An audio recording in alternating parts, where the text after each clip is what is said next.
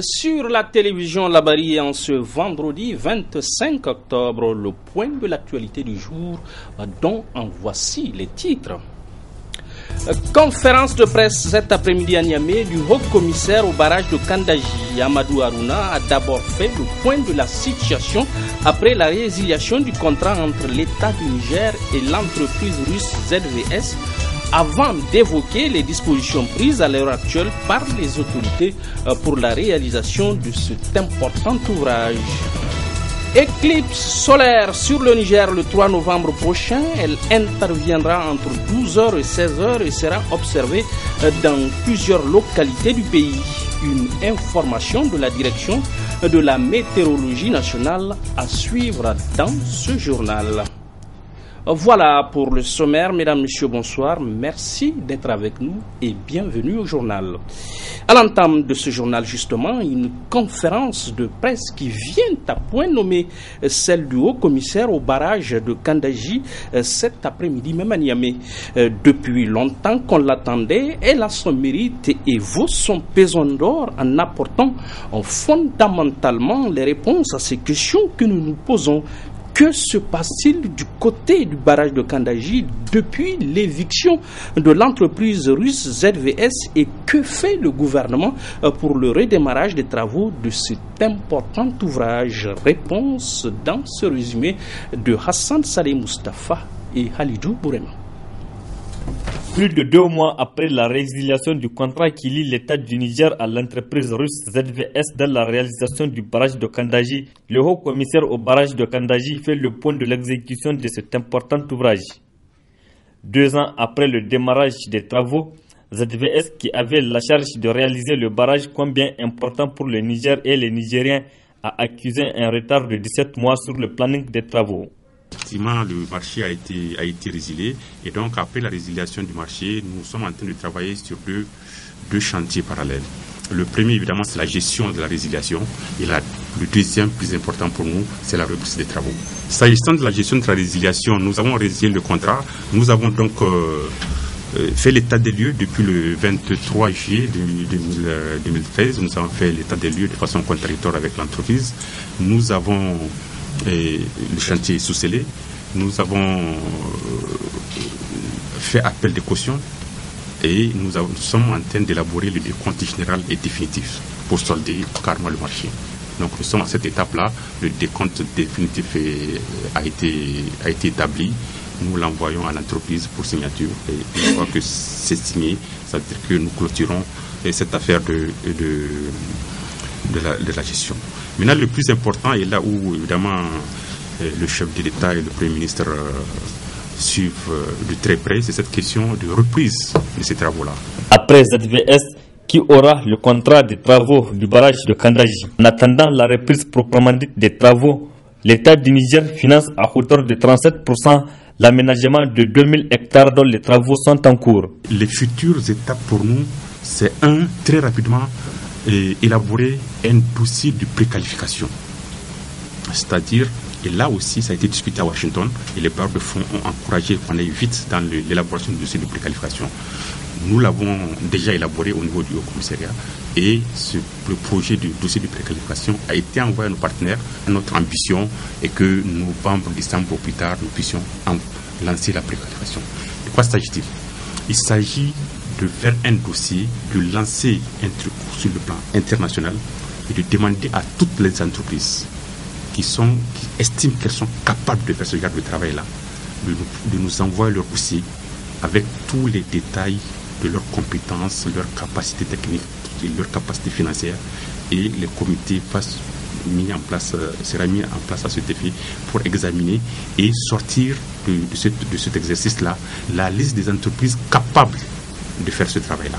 Une fois qu'on a eu la liste des entreprises capables de faire ce travail-là, maintenant on demande à ces entreprises-là de faire des propositions techniques et financières pour choisir une qui va nous réaliser le travail.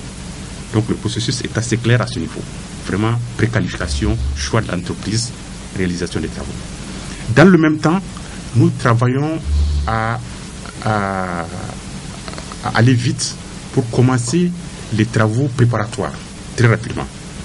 Après la résiliation du contrat avec ZVS, Le gouvernement nigérien a diligenté un audit pour voir clair sur ce qui a été fait et ce qui reste à faire.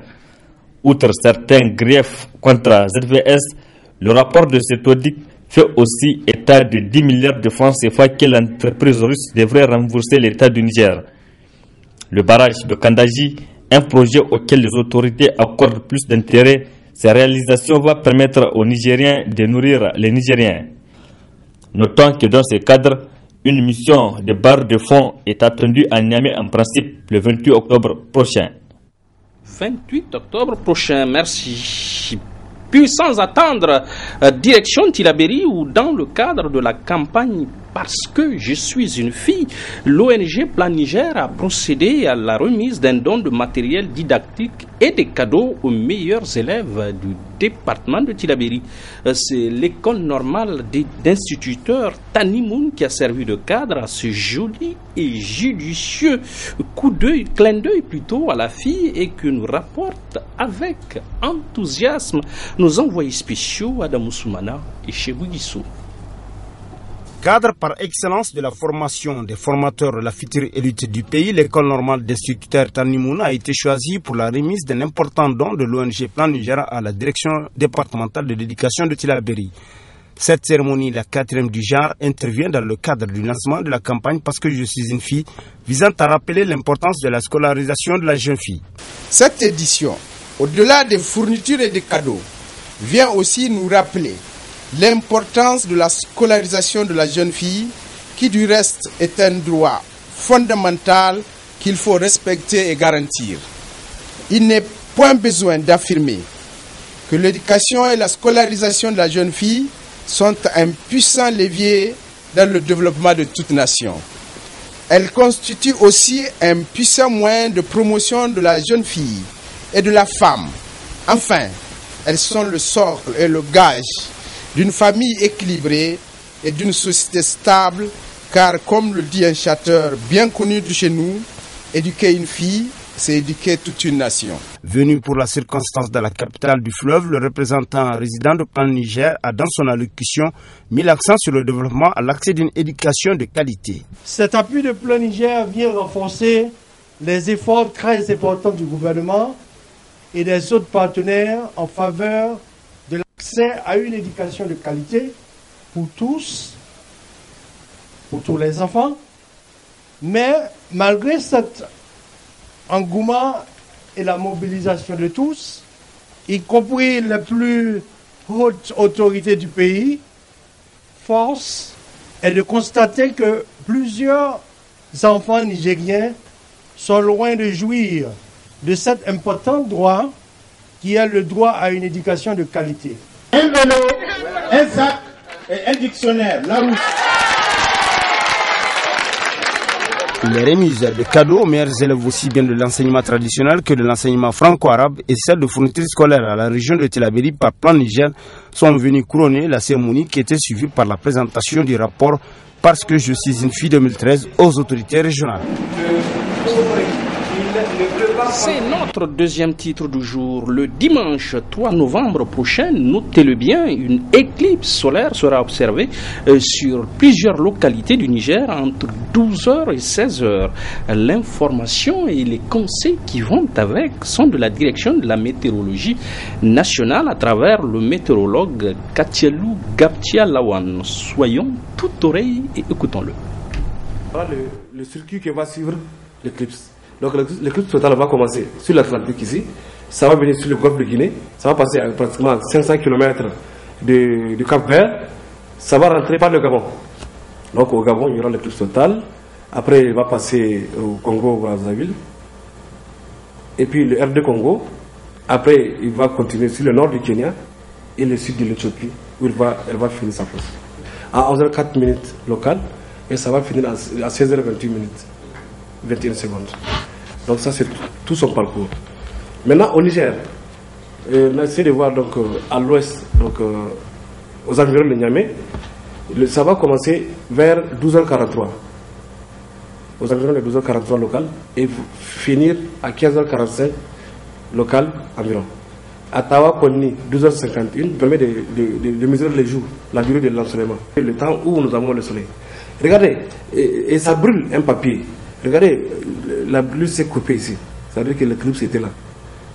Il a fait subitement sombre et le papier n'est pas brûlé. Donc, et après, ça a continué. Donc déjà, en regardant ça, on sait qu'il y a quelque chose qui s'est passé, qui a obstrué les mesures. Et l'autre phénomène, qui est assez important, c'est la température. Regardez ici, dans l'éclipse, ça c'est la météo de Turquie qui a enregistré ça.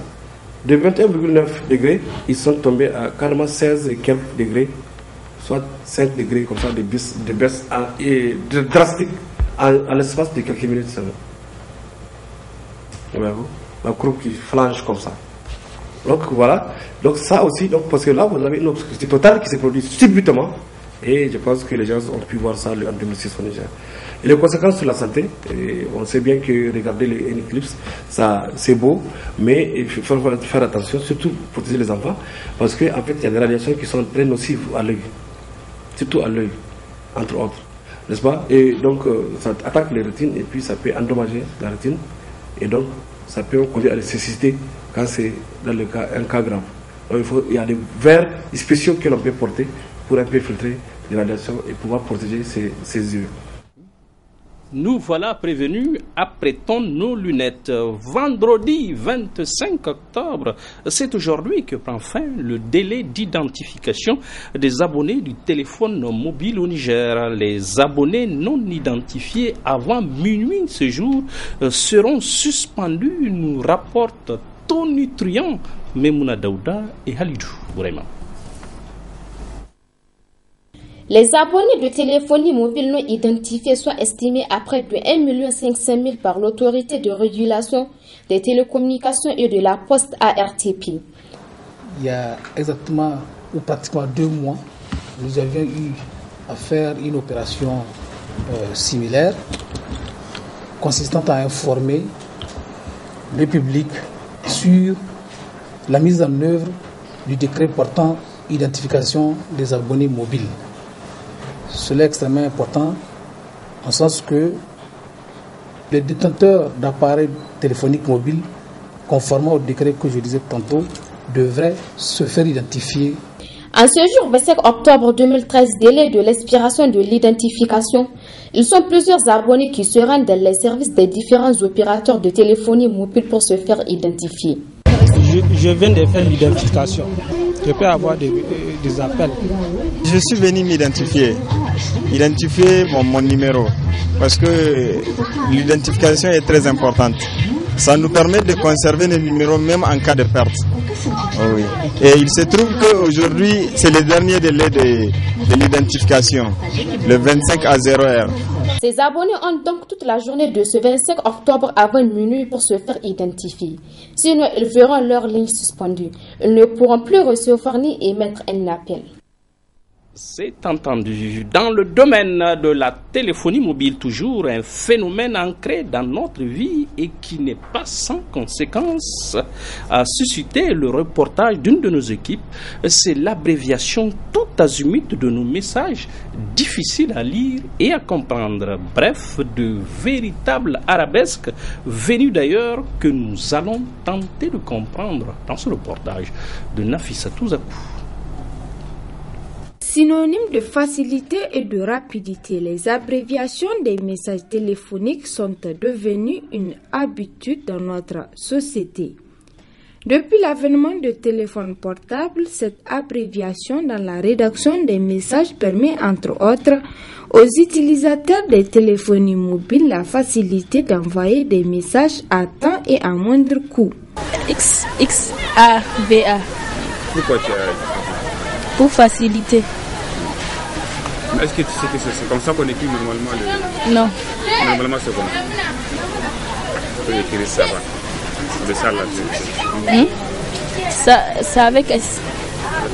C'est avec ce que c'est dit A. Comme c'est un message, ça facilite vite d'avoir envoyé. L'abrégement, vous savez maintenant, c'est à Niamey.